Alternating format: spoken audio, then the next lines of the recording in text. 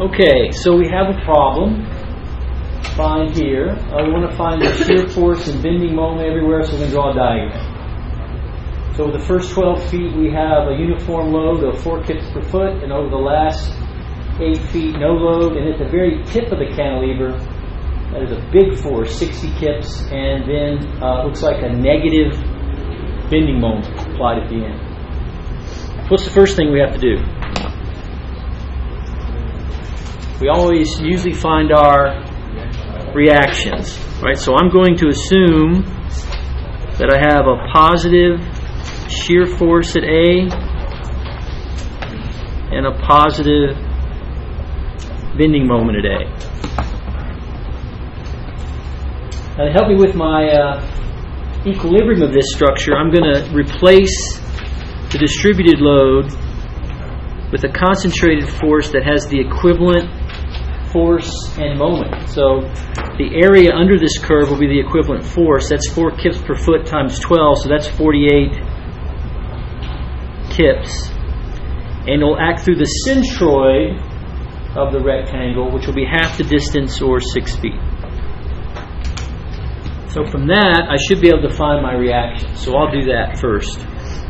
So I'm going to make sure this whole structure is in equilibrium. I'll start by summing the moments at A. And I'm going to use right-hand rule for my sign convention. So when I look at all that about A, the reaction moment is actually negative when I'm summing moments. The moment about A due to the 48 kip is what? Positive or negative? Yeah, negative. So that'll be 48 kips times a moment arm of 6. And all the way out here on the end, there's a big 60 kip. Is that positive or negative? Yep, also negative. And that has a moment arm of 20. And then out here on the end, a moment of 100 kip feet. And with our sign convention, that's also negative. So everything in here has a negative sign, so when I put the moment on the other side, it looks like my moment's going to be negative. Somebody's going to have to help me with that. Yeah, 1.588 kips. 1.588 kips? 1,588 kip feet. Oh, yes. 1,588 kip feet, and that's negative. I lost my mind. Sorry about that. So it is a negative moment here, and I assume positive bending moment, so we can see now that it's, I know it's small there, but it's a negative bending moment. And then if I sum forces in the y direction,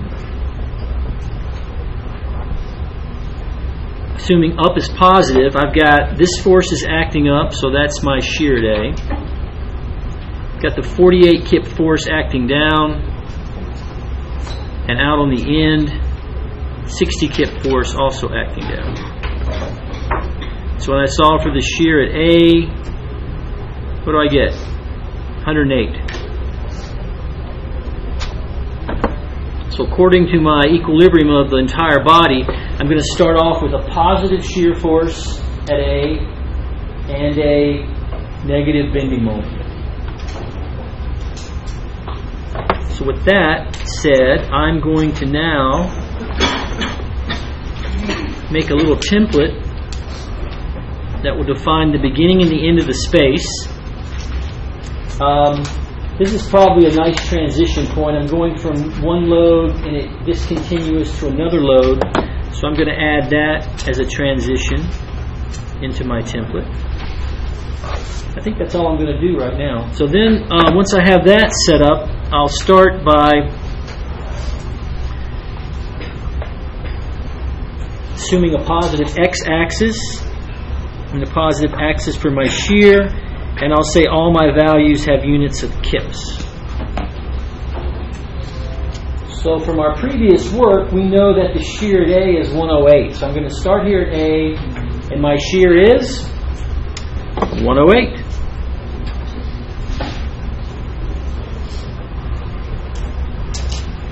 Now remember, as we've talked previously, we know that the change in shear between any 2 points is the area under the load diagram.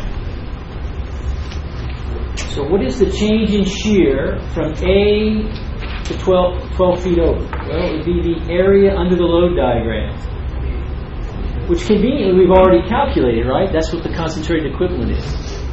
So the change is going to be equal to 48 kips. Now, is that a positive or a negative change?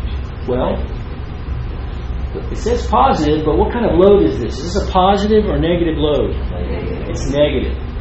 So that means I'm going to go from 108, I'm going to subtract 48, which should bring me to 60.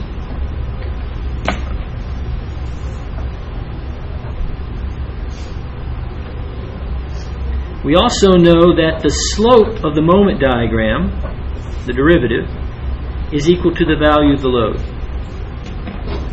And in the same region that we're looking at, 0 to 12 feet, the value of the load is constant. It's equal to 4. And we know that load is positive or negative? Negative. So that means I have a constant negative slope. And I know my graph doesn't indicate that, but that is a constant negative slope. In fact, if I looked at it, for every 1 foot, I would drop -4. So you can see I have kind of a trapezoidal shaped shear diagram for the first 12 feet.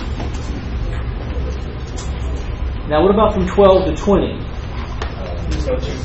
Yeah, it says the change in the shear is equal to the load, and what's the load from 12 to 20? 0, so no change. So it should stay at 60. And the slope is equal to the load, and the load is 0. So I have 0 slope. So that part of the curve is rectangular. Now does this value here of positive 60 match what's happening right here? We've talked about this before, but again, if you were to look at a little bitty chunk of this at the very end, I'll draw it down here. So right here on the far right side is our 60 kip force, and some kind of little differential chunk of the beam. We know that on the left side, positive shear is up. And you can see from the equilibrium of this, if you were to sum forces in the y direction, what would you get? Well, shear is acting up, 60 is acting down, so the shear is positive 60 kips. And as you can see, that matches what our graph gives us.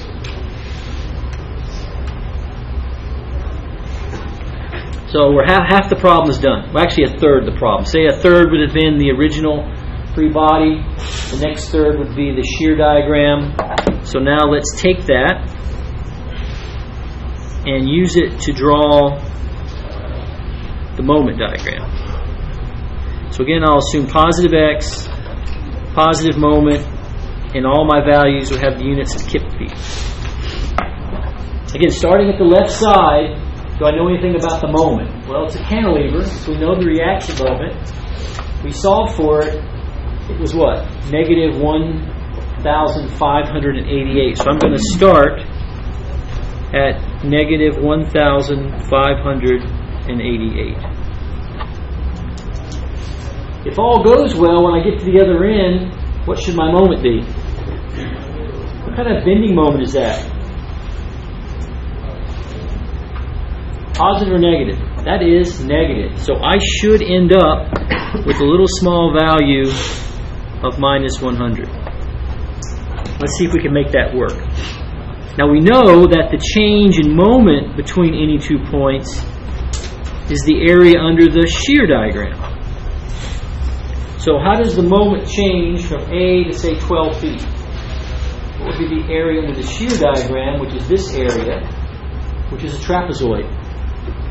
Now, to find the area of a trapezoid, you average the heights on each side and multiply it by the base. So that average would be 84.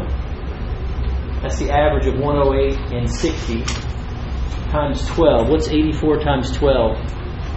Anybody know? What is it? 1008. So that's positive, right?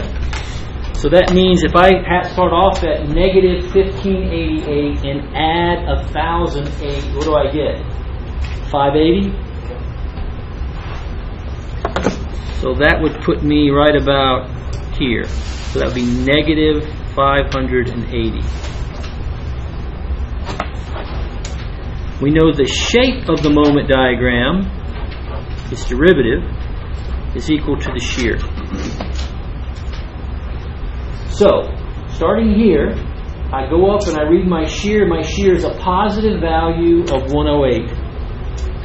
And it decreases to a positive value of 60. So, I'm going to have a slope here, positive slope, and a larger negative slope here. So this one would actually be 108. This one would actually be 60. So I have a constant. Integrate it once, you get a linear curve, order 1. Integrate it again, you'll get an order 2. So this should be a quadratic curve. So I'll do my best to try to draw kind of a quadratic curve there. So we know this is the way the moment's going to behave over the first 12 feet. Now from 12 to 20, the change in moment is the area under the curve. And that's easy. That's a rectangle. So it'd be 60 times 8. That's 480, and that's positive. So 580 plus 480 is negative 100. So that's great. That matches. And now the slope of the moment diagram is equal to the shear. And what is the shear everywhere in that region? Constant and positive. So that's a trapezoidal section.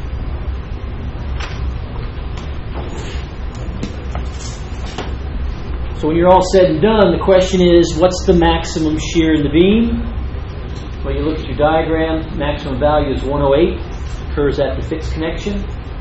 Maximum bending moment, negative 1588, also occurs at the fixed connection. Any questions about that?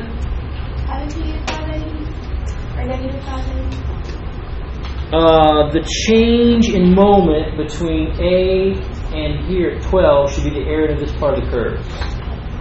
So I think when we computed that, it was 1008, right? So that's a positive area. So I took the negative 1588 and I added 1008, and that leaves you with negative 580. Did that help? Yes.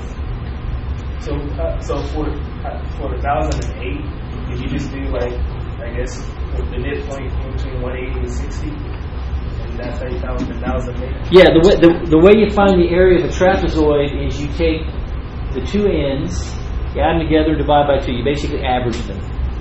So I just did that in my head. 108 plus 60 is 168. Divided by 2 is 84. And then 84 times this distance, which is 12. And I'm trusting that you guys can work your calculator and came up with 1008. Plus everything seemed to match, so I like that too. That should make you feel comfortable. Now, errors. Well, if I'd have messed up here at A, for whatever reason over here, if I'd made some error, and I started at those points, when you worked, even if you did the relationships correct, when you got to the other end, you wouldn't match. So there's two sources of error. One, you didn't apply the integral and derivative relationships right, or you messed up with your reactions. It's been my experience that for some reason you guys mess up your reactions more often than you do mess this up.